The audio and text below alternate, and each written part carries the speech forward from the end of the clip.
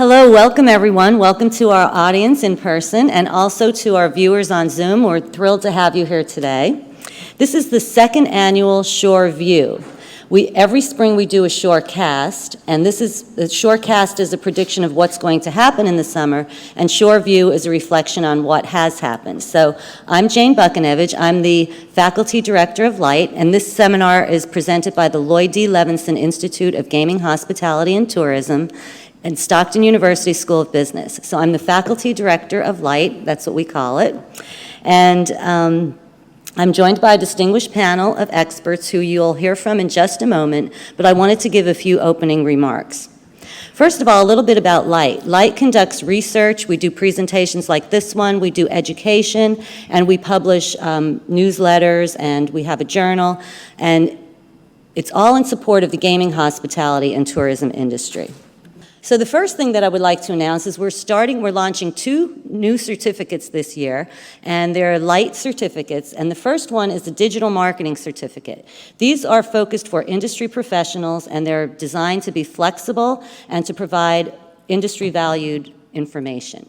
The second one is in conjunction with the New Jersey Tourism and Industry Association, and it's a certification in tourism industry, certificate in tourism industry professional. So that's going to be launched in December of this year. So more information will be presented on that shortly.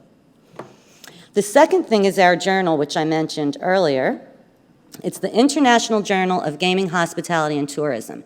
Many academic journals do not get read by industry professionals. Our goal with this journal was to have something that would be of value to industry professionals, and we also have industry professionals who contribute to the journal. So it's really designed to bridge the gap between academia and industry. And we just published the first one 2 weeks ago, and you can find it on our website. It's a really great resource for gaming, hospitality, and tourism professionals. Okay, so I want to share a few pieces of information with you. If you remember back in May when we had Shorecast, we were all so happy. The masks were coming off. Industry restrictions were being lifted. It was a really exciting time. And Shorecast predicted a great summer. These are some of the comments from our industry experts. Just so you can see, we were all really excited looking forward to the summer.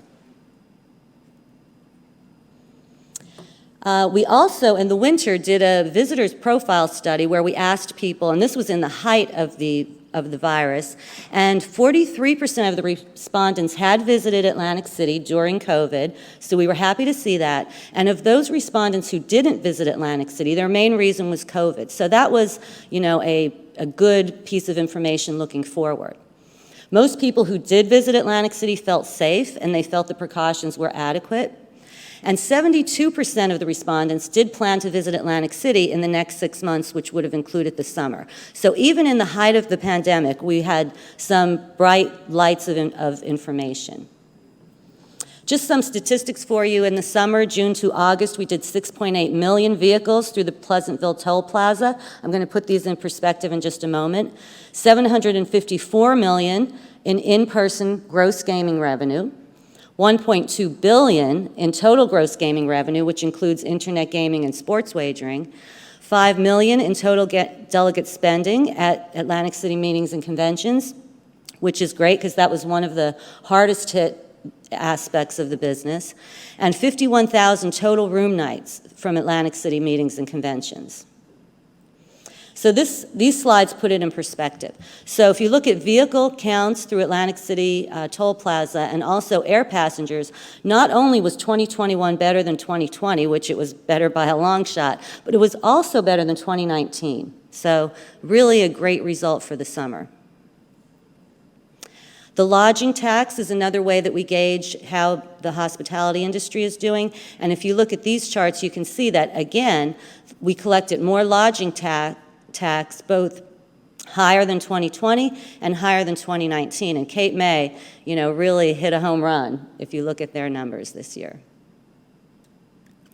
Sadly, the one thing that hasn't really recovered yet is total casino employment. Even though 2021 was a little bit better than 2020, it still hasn't returned to pre-pandemic levels in 2019. So it was down by over 5,000 positions. Okay, so now that I've given you some high-level overview information, we'd like to take a deep dive and hear from our panel of experts. So if you would please introduce yourselves to the audience and start with Jamie. Hi everyone, my name is Jamie Hoagland. I'm the Director of Marketing for the Tennessee Avenue Restaurants. That includes Tennessee Avenue Beer Hall, Cuzzy's Pizzeria, Rhythm and Spirits, and Bar 32 Chocolate.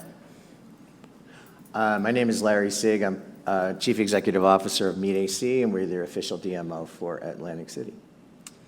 Good morning, I'm Lori Pepinella. I'm the CEO of Southern Ocean County Chamber of Commerce, and we are the DMO for the Long Beach Island region.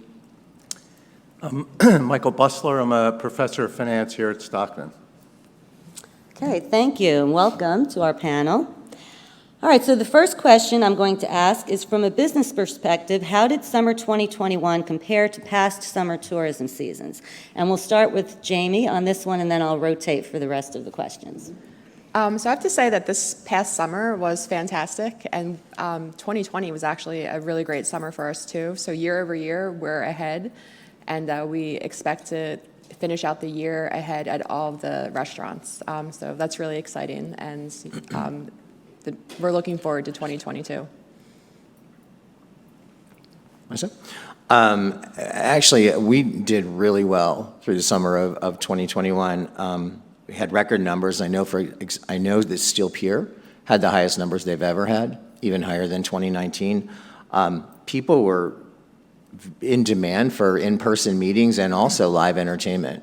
We had a 3-day fish festival, 30,000 people per day. We saw a different demographic as we did in 2020. We saw even a younger demographic because they're more comfortable right now with coming out, rather than the older generation or a more mature generation are still a little hesitant. So we saw a younger demographic as well. Thank you. Well, we definitely benefited from less competition of fly-to or all-inclusive destinations and cruises where a lot of people choose to spend some of their family vacations. So we were able to capture near capacity all summer. We did bring back events, modified so that they were safe, but they were met with enthusiasm. The shoulder season still continued to draw many new day trippers, and we're now recognizing the transition from the tremendous amount of home sales, and we're starting to welcome in and starting to see that new second homeowner and first-time visitors settle in. So this summer really was exceptional on all points for our region. I don't have any hard data, but most of the businesses I talked to told me that 2021 summer season was about 10% higher in revenue than 2019. So I don't want to compare to 2020 because it was bad. So most are telling me it's about 10% higher than what they did in 2019. Most of them also said the revenue could have been significantly higher, but they were somewhat constrained by 3 things. One, the weather was not quite as good this year as it has been in other years. We had a number of rainy weekends, and that at the shore obviously tends to hold the crowds down. Secondly, and this was the biggest complaint, labor shortages. Practically every business told me that they had a very difficult time attracting enough labor to keep their business open for the number of hours that they wanted to keep them open. In order to attract workers, they had to raise wages too, so their labor costs were going up, and that resulted in them having to raise prices, and that didn't seem to hurt their business that much. And the third thing they mentioned was some supply chain disruptions. They couldn't get some of the materials.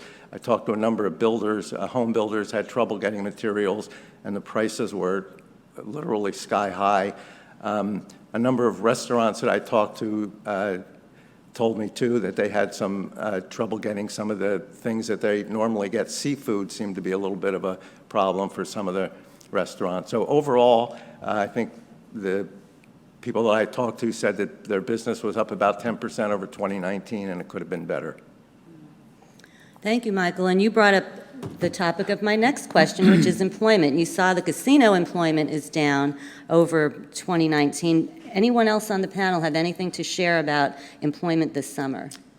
Absolutely. The labor shortage and potential workforce, both seasonal and full-time, has been difficult. The hospitality, obviously, is the most recognizable, but all industries struggled. What we have also is a housing issue for additional staff, and that's where, especially where the H-2B visas and other what could be helpful programs are limited in our area. So we were looking for all sorts of solutions, and we are interested in retraining programs. There's the Return to Earn program.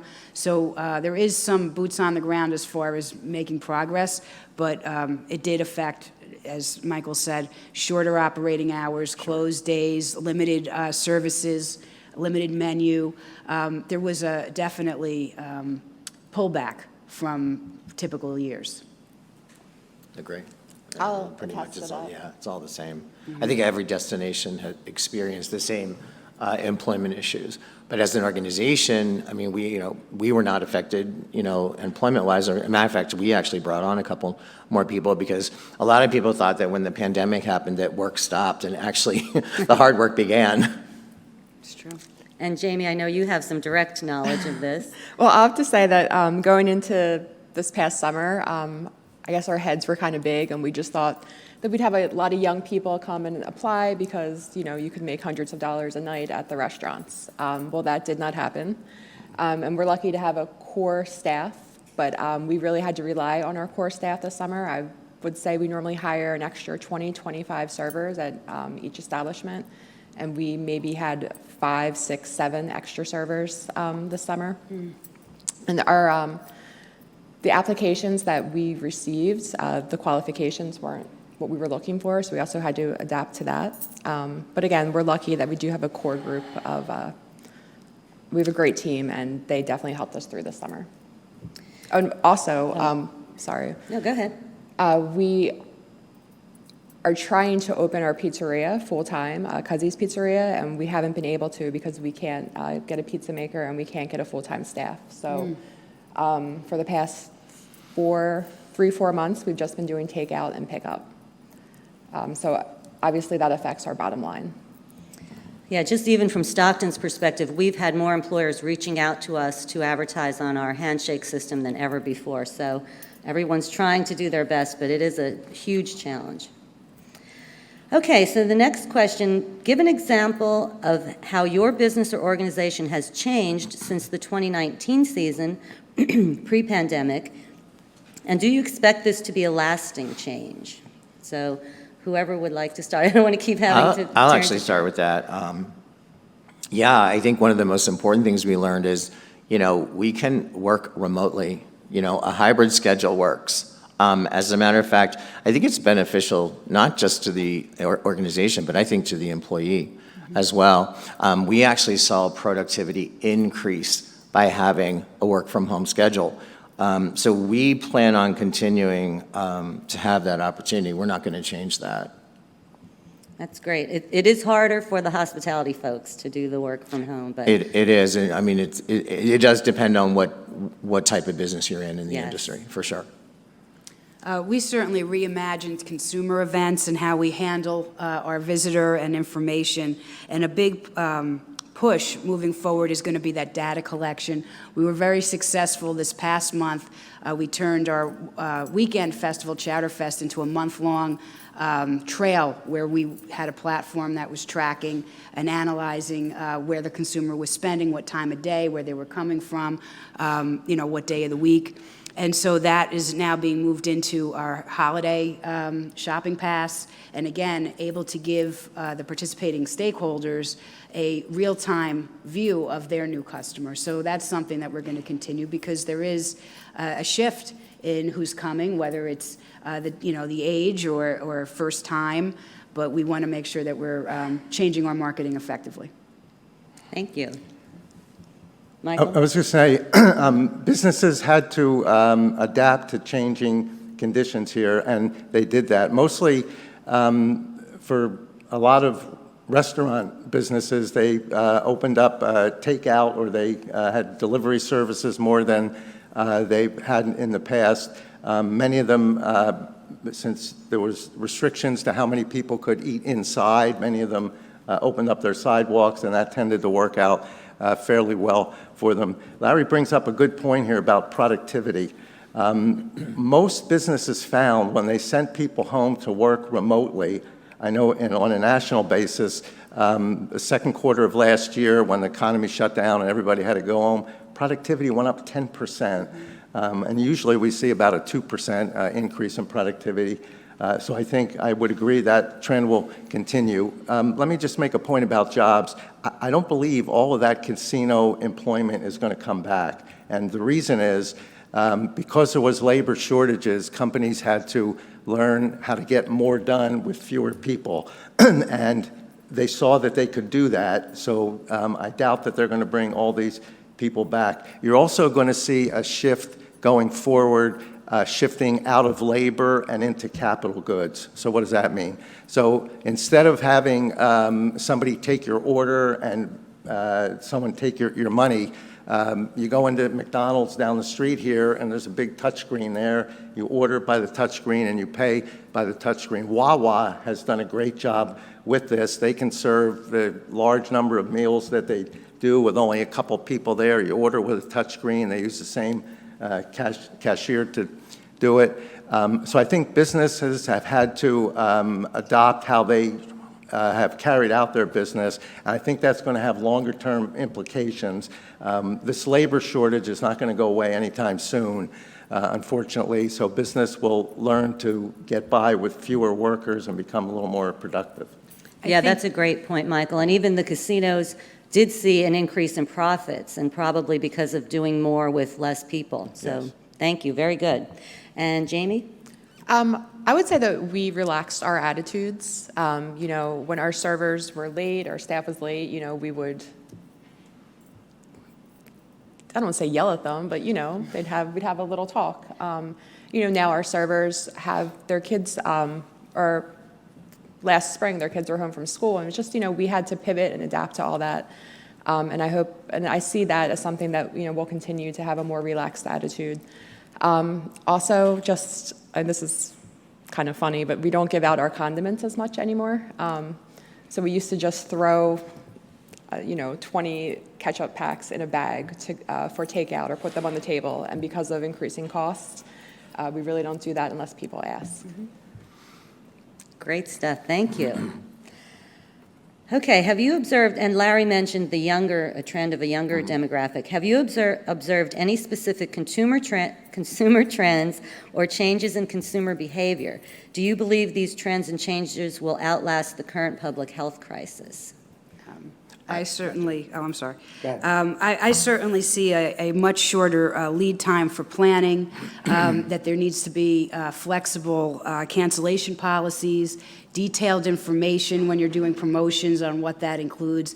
The consumer is extremely concerned about what they're buying into, how they're locking in their time, and is there any flexibility for them to make those adjustments. And I think that will stay. And again, to Michael's point, I think technology is something that is going to change certainly our industry, the tourism industry, but life overall. And we're just starting to see how that's going to be infused. Before the pandemic, we did a strategic planning session it was actually in January of 2020, and we put all these things on the table about delivery and seamless transactions and streaming meetings, and everyone said hard no to all of it, that they couldn't imagine how that was going to affect their business, and now they can't imagine their business without it. And that's the pandemic that did that. And it was there, but the urgency of adapting to it is what changed. Yeah, I also noticed that people were much more aware of their surroundings this past summer. And, you know, they engaged within the level of comfort for them. I think that businesses are going to have to really get proactive in having accepting digital payment, digital wallets, whether it's Apple Pay, Google Pay, whether it's Venmo, whatever means it is. More people are going to want contactless payment. I think that we're going to continue to see more and more businesses require mandatory vaccination in order to engage in that particular type of business. Some of the consumer behavior you mentioned, some of the trends that we saw today, I think, are going to continue into the future. The younger generation doesn't have any problem purchasing things online and doing everything online.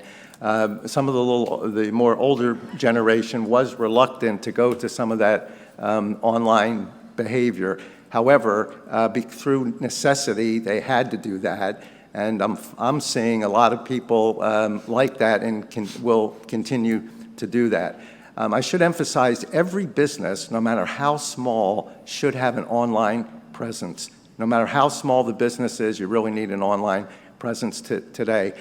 People have not heard of a business before, or you want to know something about a restaurant before you go there, the first thing you do is check online. So I think the use of technology in making purchases and consumer behavior, that's likely to continue into the future. Lori touched on companies being flexible, and that's something that, we've adapted to that. But definitely with large groups, they're always asking if someone, once they give their deposit, if there's a COVID outbreak or someone was exposed, will we be flexible and let them reschedule? And that's something that we used to not do, and now we're very open to that. Also, I think dining outdoors isn't going away, and that's been very good to us, and I think that's going to stay for years to come. Okay, excellent, thank you. So now I'm going to ask you to take a look into the future, and what are your best guesses for the industry in the near term as we enter the winter months and then the spring following that? Anybody have any predictions? Well, I don't know if it's a prediction, but I mean, we can, we're looking at our schedule, and especially the meetings industry is very strong. As a matter of fact, because meetings now can offer in-person as well as a virtual component, it actually allows them to grow their attendance.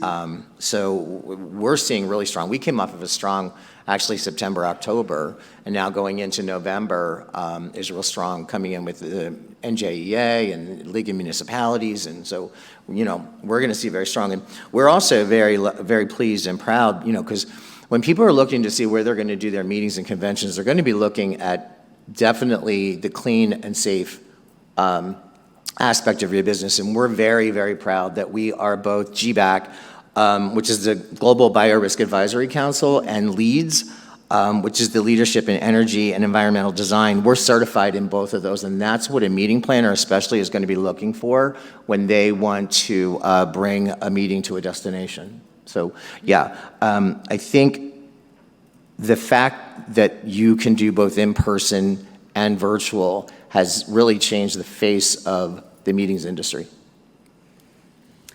I also think that of course, labor is going to play a big part in how we operate, but we know we're in for a very busy 2022. About 14 years ago, we made a strong push for weddings and special events, and that kept our hotels and that kept our properties very busy even during the pandemic. And now there's sort of a little bit of a backlog to that, and they're looking at, well into 2023 to just fill that. So, we looked at a little bit more than just, that summer season over a decade ago and slowly built up through the Wedding Roadshow and other promotions. So now that is another huge leg for us on where we're seeing growth.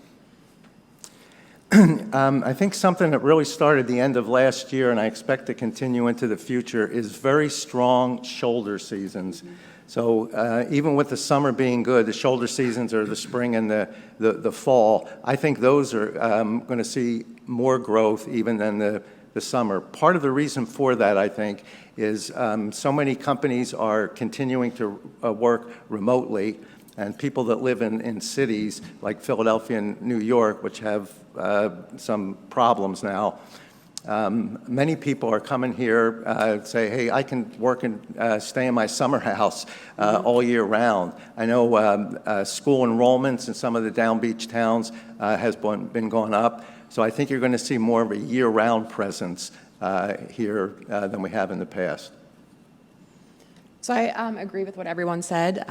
We have tons of reservations for large groups going into the colder months, and also, again, we do offer outdoor dining in the winter. We have a big heated tent, and again, I think people really like the option of being able to dine outdoors. Okay, a follow-up question that I thought of as you guys were talking about the weddings increasing and filling the hotels. Do you think business travel, what will happen with business travel in the future? Do you have a pulse on that?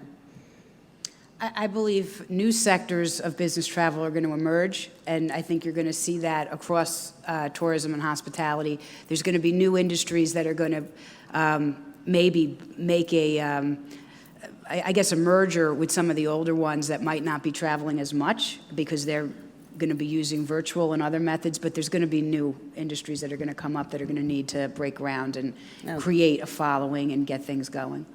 Great, thank you. I'm a little more pessimistic about business travel. Many companies are finding, years ago, they never heard of doing a Zoom meeting, and now many of them are doing Zoom meetings. Particularly, again, the younger generation, they're working and they're used to doing this.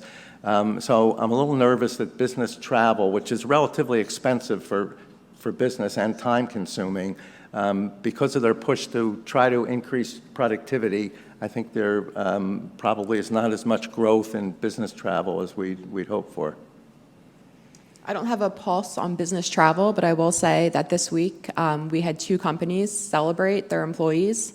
So I think that is a trend too. A lot of employees have been, working really hard, and now the companies are comfortable bringing their employees out and spending some money and buying them some beers and burgers and letting them have a good time. Very good. Thank you, everyone. What advice do you have for others in your industry going forward into the fall of 21 and planning for summer of 22? Any advice for other people? Go ahead. You can go. I would just say in the restaurant industry, our costs have increased tremendously. I'm sure you've read all about this. It is all over social media, and people are talking about it. It is true. So just, when you go out, be prepared to spend more. I also think that what's going to be key moving forward is communication. Not only businesses communicating to their employees, communicating to their clients, communicating to the consumer, making sure that they're transparent, making sure that they're authentic. Because I think that people have gotten very smart and very savvy over the past year and a half. So I think communication is going to be really key to the success of any business. And definitely utilizing technology and some new planning platforms so people can have confidence in the transactions that you're doing.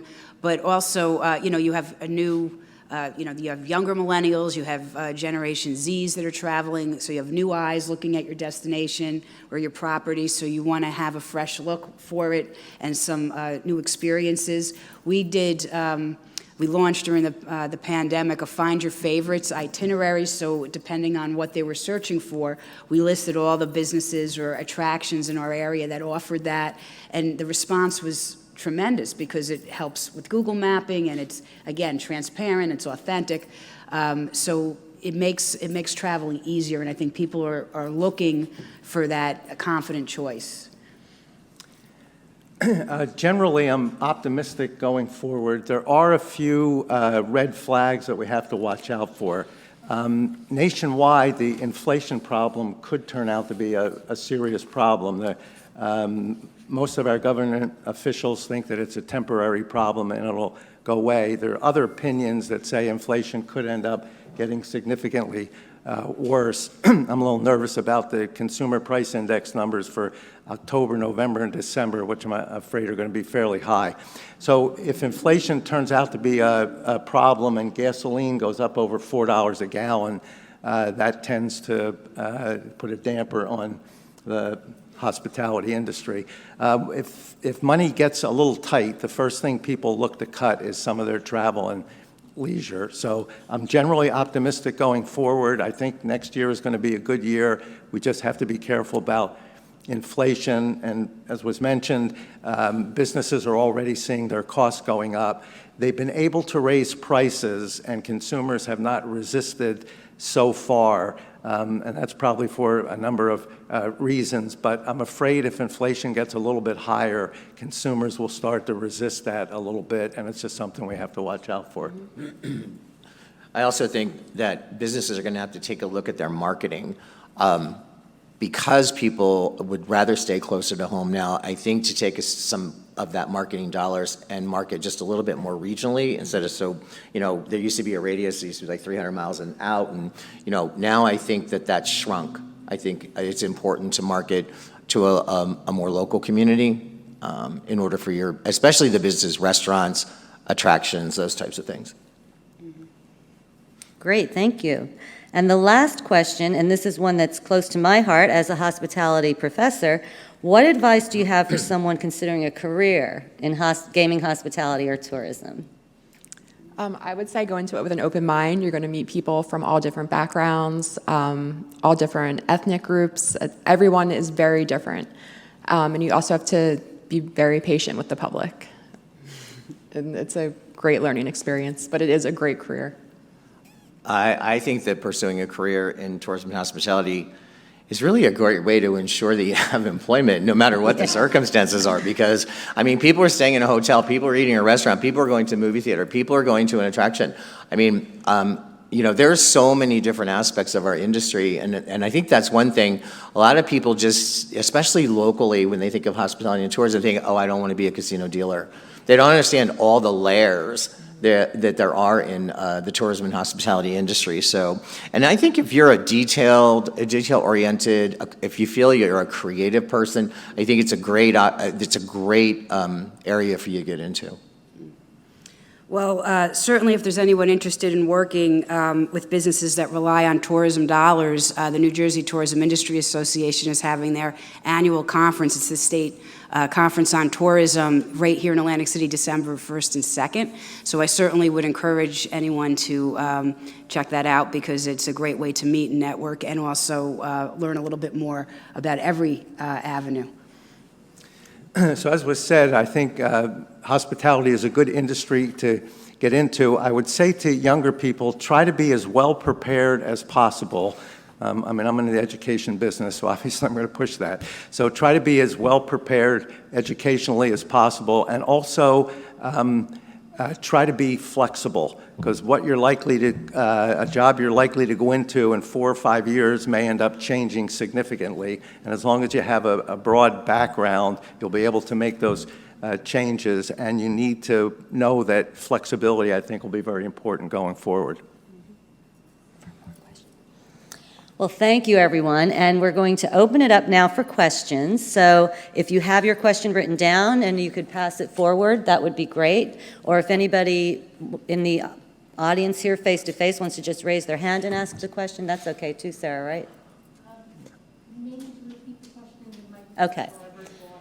Yes, so if you have a question, I'll repeat it so our virtual audience can hear the question. Does anybody, first of all, in our face-to-face audience here have a question? Okay, so let's see. I do have one here. Maybe this will get it started. And this is for Michael Busler. What was the summer of 2019? I'm not sure. What was the summer of 2019 revenue? Sarah, I'm not sure I can read it. So Michael said that 2021 revenue was... Go ahead, I'm sorry. Michael said that 2021 revenue was up approximately 10% from 2019. Yeah. So they were asking, what was the 2019 total revenue? Thank you. Revenue for the hospitality industry or revenue for the casino industry. I don't have all those numbers in front of me. And when I spoke with businesses, now 2019 was a good year for them, better than 2018 was in general, and the trend was going up until they hit 2020. But if you plot the 2021 revenue, you'll see a continuation of the increase that we saw prior to the pandemic coming in. I also want to say the casinos did much better than 10%.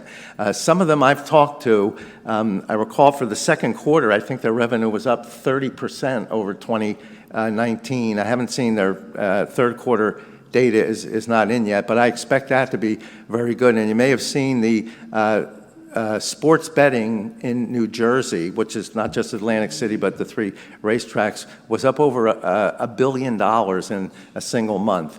And that's, I think, plenty of room for growth into the future. These betting parlors that we have here tend to be very full, especially during football season. So I expect that to continue. People like to gamble. It's very easy to gamble now, and they've give you a wide variety. Just don't bet on a game. You can bet on who scores the next touchdown and how many yards somebody will get. So there's more opportunities to bet. Americans seem to like that, and I think going forward, that's a big growth area. Along with the internet gambling, it's also a high growth area. And the Atlantic City casino revenue, I know for September, was up over 2019, and that was the first month where it really showed that it was better than 2019, which was a very good year. So I don't remember the exact percent, but it was definitely up. Any other questions? Do we have any from the virtual audience? Sarah, maybe you should just read those. Yeah, I read my own chicken scratch. Okay, so Tara asked the question, do you see marketing with video as a key component to helping your communication to locals? Absolutely. So I'm seeing some nods. 100%. 100%. Absolutely. I think we're seeing a need for more digital. I mean, I've got my communications manager here, Jessica Kucinich, and she can attest to the fact that video talks. It does. You know, if I could just add to that, the marketing that's done around here, I think, is very creative, and I think that's going to have to continue. And if people are doing things online, and that's the best way to reach them, I mean, marketing is effective as long as everybody gets to see what you're doing. So you have to be able to adapt to how people get their information, and if it's done digitally, then continue marketing like that to make sure everybody gets the message across. Yeah, that's one of the reasons we're launching the digital marketing certificate, because everybody is interested in that area right now. I will say, for the restaurants, most people come in and say that they saw something on one of our social accounts, and that's why they're coming in. So it is very, very effective. And we do need to do more videos. Absolutely. I'm going to try to ask some of the questions from here. It'll be a little more efficient, maybe. So I'm going to take next question. Outdoor dining is expected to continue now. In other areas, it always seemed like there were more options than locally. Why did our local outdoor dining options need to be kickstarted by the pandemic? I'm also going to attach to this another question that was asked. What is the next big restaurant trend? It's all you, Jamie. Jamie's on the It's very spot. expensive to create an outdoor space. So I think a lot of restaurants had to quickly pivot last summer, and they got very creative with their spaces, and they did it cheaply, and then it did bring in revenue, so they were able to invest more. Last fall and spring, and even this summer, and now it's a space that's going to stay. Trends in restaurants: outdoor dining, takeout, being able to hands-free ordering, which we touched on, being able to accept currencies in several ways, or not currencies, but payment in several ways. How about the menu trends? So we're still using QR codes. So that became a trend last summer during the pandemic, so people wouldn't touch the menus. We are offering paper menus again, but we do see a lot of the younger people just taking their phones and scanning the codes that we have on the tables. People over 50 tend to use a paper menu. Jane? Okay, we'll take the next question. I This think one- Michael. Oh, I was just going to add something about outdoor dining. As was mentioned, outdoor dining was expensive to set up. Through necessity, they had to set it up, and it turned out to be extremely successful. Now they're trying to stretch the outdoor dining further past into the shoulder seasons and beyond. I wouldn't be surprised to see in the not-too-distant future some of the restaurants doing what they've done in cities all over Europe. They bring these big propane, heater things, and they have dining really well into the outdoor dining well into the colder months. Because the population is turning into a little more year-round population, I wouldn't be surprised to see something like that pop up. And in addition to that, Michael, I was just thinking in cities like New York that are requiring vaccinations to dine indoors, they're going to have to keep the outdoor dining for those people who aren't vaccinated. So I think that's going to extend even into the winter, just like you said. I'm going to take the next question. This one is from Joanne. The camping industry in New Jersey had a very strong 2020 and 2021. 2022 is expected to be even stronger based upon current demand for reservations. Do you feel that this is going to be a lasting trend? Yes. I do, because if you look at the generations coming up, again, like I said, the younger millennials and the Gen Zs, they want pet-friendly, they want a lot more low-key and easily planned vacations, and campgrounds meet that. They do that, and it's, again, you have the outdoor and affordability factor as well. So I believe that they will continue to grow and grow strong. I agree. And hello, Joellen DeVesio. How are you? Joey. We knew who that was. I mean, if you look at last year, I mean, I think one of the highest increasing sales was recreational vehicles. And so I don't see that ending anytime soon. I have a few friends now that are looking for one, and they can't find any because the inventory is so limited right now. And I don't see that changing because I think people are very comfortable getting into the outdoors, especially within their own family unit. So, yeah, I see no change in that. Great. I'm going to take a question now from Angelica.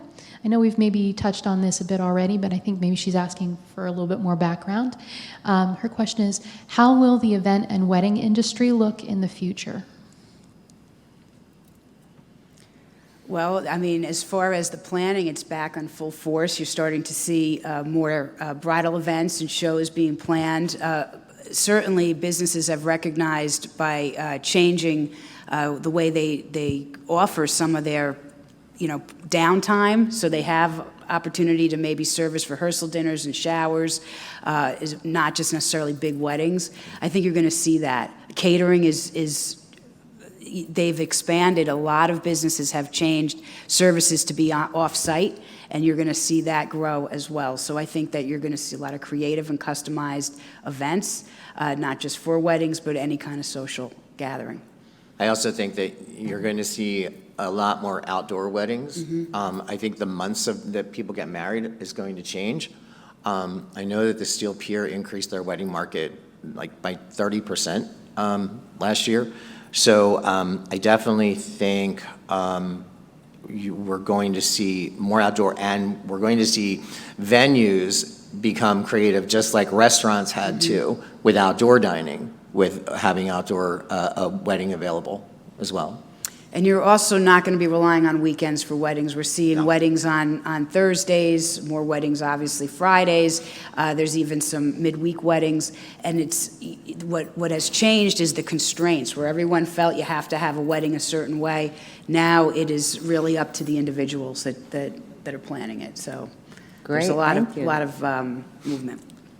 All right, that is all the questions that I have so far from our virtual audience. I'm going to give another minute or two. If there's something that hasn't been asked, please feel free to drop it into the Q&A section.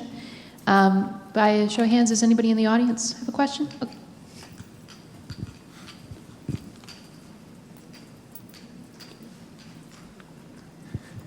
Hi, I'm Diana from Continuing Studies. In the same way that camping has grown, what about other opportunities in outdoor recreation like golf or boating or the things? Are these also growth opportunities that you see in our area that we have natural recreational resources for? Boating for sure. I mean, I think golf is always going to remain steady, but boating, we've seen a lot new interest, first-time boaters.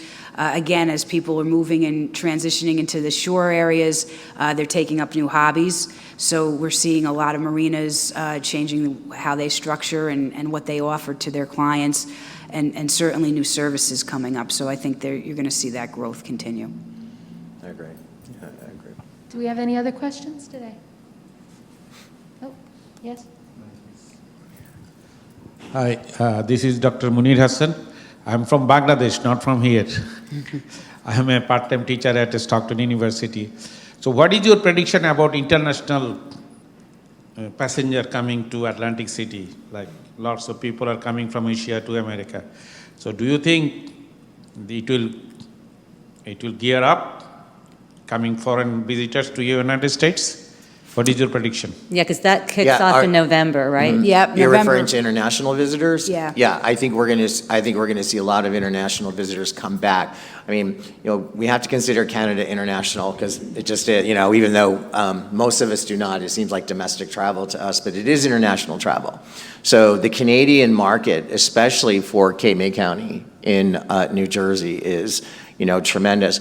But we are getting ready to head over to the UK. We'll be going to the UK and we'll be going to Germany to do a couple shows. And we're going to start generating that positive perception of Atlantic City and get people interested in coming back. So yeah, I do think the international market's going to come back because they've just been restricted so long in coming here. And they love to visit the United States. And the great thing about international travelers is they're not coming for a weekend, or they're coming for a month, or they're coming for a month and a half, and they're seeing all of, or as much of the United States as they can, and it's really important that we're part of that message to make sure that we get a piece of that stay. Yeah, one thing that may hold that up a little bit, and I know we've been sort of talking about this for years, is it's a little bit difficult to get to this area for an international traveler. I know our airport, I think a new charter service is just about to start in the airport. That'll help. But some of the airlines, as you know, haven't done real well in the past. Spirit seems to be doing well. But a challenge for this area is to try to improve the transportation to make it much easier for international travelers to get here. I agree, but that's why it's important that we're part of the itinerary. So the destination could be New York City, where they're flying into Newark or JFK, or they might be coming into Philadelphia to see the birthplace of America. But what's important while they're traveling, odds are they are renting a car. And with us being in a driving distance of the third of the population of the United States, no matter where they are, it's important that we are part of that package when they ride, which is why that we're working diligently with international tour operators to make sure that we're in their books and part of that package. We're not really going over there to say Atlantic City is your destination, but we want Atlantic City to be part of your experience in the United States. Good point. Thank you very much. I don't have any more questions online. Any more from the audience? Okay. All right. Well, then I think we're done. All right, well, thank you for our panelists. Let's hear a round of applause for the panelists. And thank you also to the audience and the virtual audience. Those questions were outstanding. I think it really enhanced the presentation, so thank you for that. I would just like to say one more comment. If there's one takeaway I think that we can get from today's panel, it's that the Jersey Shore is a resilient tourism destination, and that it has a really strong appeal for people looking for a diverse mix of amenities and attractions. So I feel like this was a great session, and thank you so much, everyone. And if you have any, thank you. If you have any other questions that weren't answered, please just email us at light@stockton.edu. And thank you, and have a great rest of your day.